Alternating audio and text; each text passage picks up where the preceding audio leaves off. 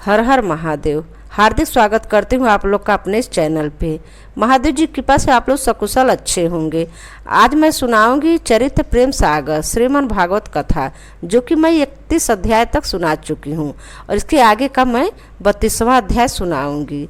चलिए शुरू करती हूँ। प्लीज़ मेरे चैनल को सब्सक्राइब, वीडियो को लाइक कर दे। चलिए बने रहे चैनल पे।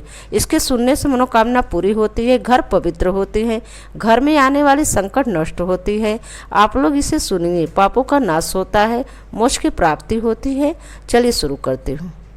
श्री सुखदेव जी बोले, महाराज सब गोपियाँ यमुना तीर पर बैठे प्रेम मतमाती हर चरित्र का गुणगान करने लगी। जब प्रीतम से तुम ब्रज में आए तब से नए नए सुख आकर जाए। लक्ष्मी ने करी तुम्हारे चरण की आस, अचल आय की किया है बास। गोपी हैं दासी तुम्हारी, सुध लीजिए दया कर हमारी। जब से सुंदर सावली सलोनी मूर्ति देखी है तब से बिन मोल की ही चेरी। अब करुणा कीजिए, बेग दर्शन दीजिए। जो तुम्हें मारना हो तो हम सबको विषधर आग और जल से किस लिए बचाया, तभी मरने क्यों नहीं दिया। तुम केवल यशोदा सुत नहीं, तुम्हें ब्रह्मा इंद्र आदि सब देवता विनती करके लाए हैं संसार के रक्षा के लिए। हे प्राणनाथ, हमें एक अचरज बड़ा है कि जो अपनी ही को मारोगे तो करोगे किसकी रखवाली। प्रीतम, तुम अंतर्यामी हमारे दुख का मन हर कर आशा क्यों नहीं पूरी करते। हम दुख पाते हैं और जिस समय तुम वन में गो चराने जाते हो, वन में हमें 4 पहर युग सो जाते थे। जब सम्मुख बैठे सुंदर बदन निहारती थी तब अपने जी में विचारती थी, ब्रह्मा बड़ा मूर्ख है जो पलके बनाई हमारे इकटक देखने में बाधा डालते हैं। इतनी कथा कह सुखदेव जी बोले, हे महाराज, इसी रीति से सब विरह के मारी श्री कृष्ण जी के गुण और चरित्र गाती हारी।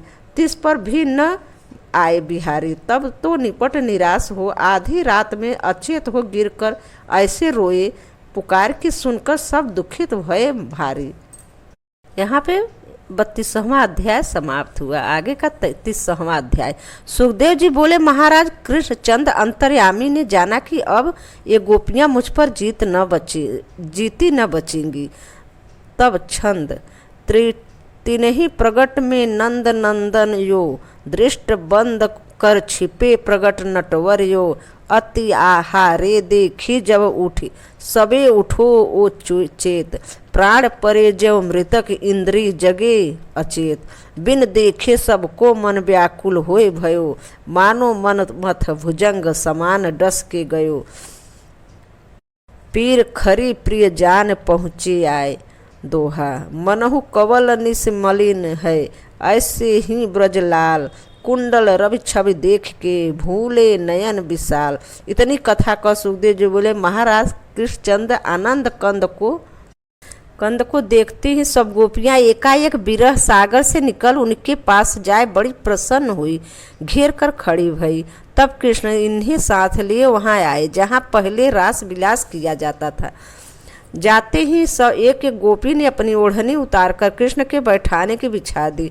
जो वे उस पर बैठे एक नई गोपी क्रोध कर बोली, महाराज तुम बड़े कपटी हो, बिराना तन धन लेना जानते हो, किसी का गुण नहीं मानते। वह बोली कि सखी तुम अलग रहो, मैं कृष्ण से बतल कहलाती हूँ। तुम मुस्कुराए कि कृष्ण से पूछा कि महाराज एक बिन गुण किए गुण मान ले, पूरा किए उसका पलटा दे। तीसरा गुण के पलटे अवगुण करे, चौथा किसी के लिए गुण हो तो मन में धरे।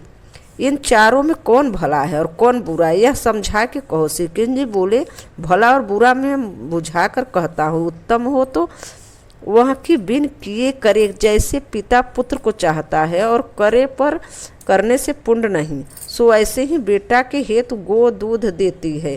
गुण अवगुण माने उसे शत्रु जानिए, बड़ा कृतनी वह जो किए कि मेटे। इतना वचन सुनते सब गोपियाँ आपस में एक एक मुंह देख देख हंसने लगी। तब तो कृष्णचंद्र घबरा के बोले, सुनो, मैं इन चारों की गिनती में नहीं जो तुम जान के हंसती हो, वरन मेरी तो यह रीति है कि जो मुझसे जिस बात की इच्छा रखता है उसके मन की इच्छा पूरी करता हूँ। मैंने तुम्हारी प्रीत की परीक्षा ली, इस बात का बुरा मत मानो, मेरा कहना सच्चा है, यो मानो। यह कहकर फिर बोले, जो ब्रह्मा के 100 वर्ष जिए थे तो तुम्हारे ऋण से उदृण न हुए।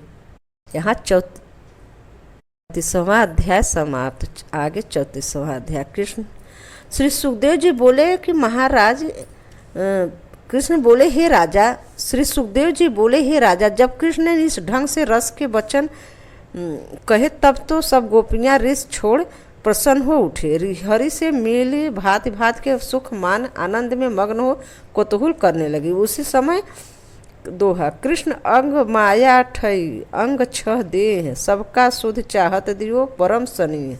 महाराज जितनी गोपियां थी उतने ही शरीर श्री कृष्ण ने धर उसी रास मंडल के चौतरे पर सबको साथ ले रास विलास का आरंभ किया। महाराज इसी रीति खड़े ही गोपी और कृष्ण लगे अनेक अनेक प्रकार ऐसे हुए कि उनको तन मन की ही सुध नहीं थी।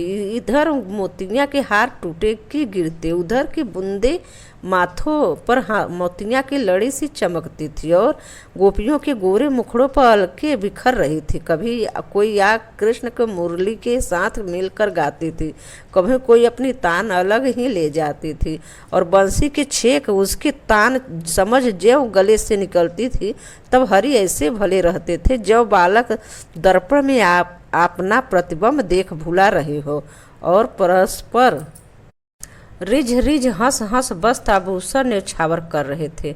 उस काल ब्रह्मा इंद्र आदि देवता गंधर्व सहित अपनी अपनी स्त्रियों समेत विमान में बैठे रासलीला को सुख देख आनंद से फूल बरसाने लगे। उनकी स्त्रियां वह सुख लख कर मन में कहती कि जो जन्म ले ब्रज में जाती हम भी हरि के साथ रास विलास करते। वह रास इतनी बड़ी हुई कि 6 महीने बीत गए और किसी ने न जाना। तब से उस रन का नाम ब्रह्मा रात्रि हुआ।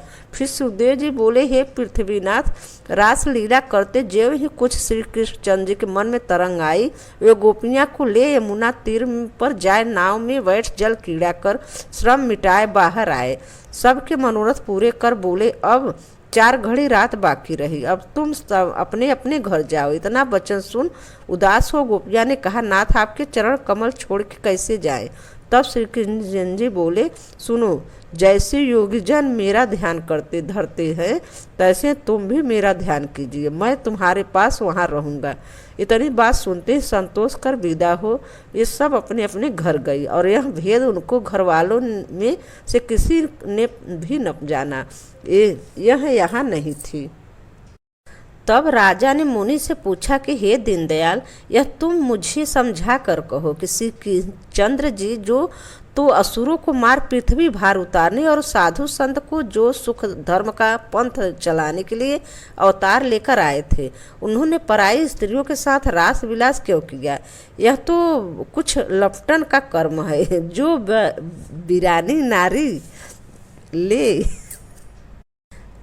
वीरानी नारी ले भोग करे। श्री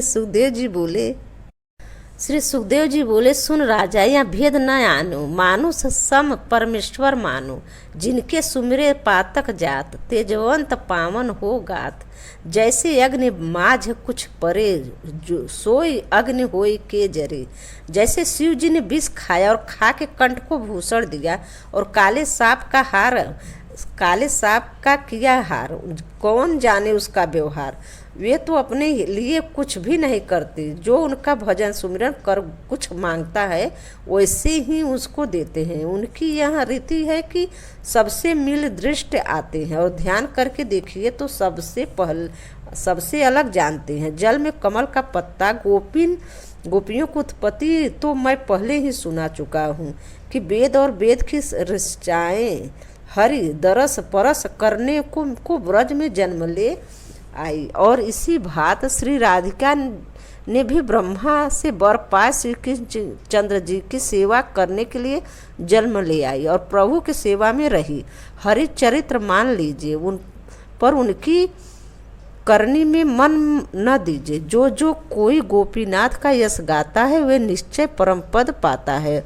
और जैसा फल होता है 68 तीर्थ पाता है, और जैसा फल होता है 68 तीर्थ के नहाने में, वैसा ही फल मिलता है कि श्री कृष्ण जी का रास गाने में, श्री कृष्ण जी का यश गाने में। 68 तीर्थ के नहाने में वैसा ही फल मिलता है श्री कृष्ण जी का यश गाने में। यहाँ पे 34वां अध्याय समाप्त। आगे का अध्याय अगले वीडियो में सुनाऊंगी। राधे राधे, जय श्री कृष्ण। धन्यवाद।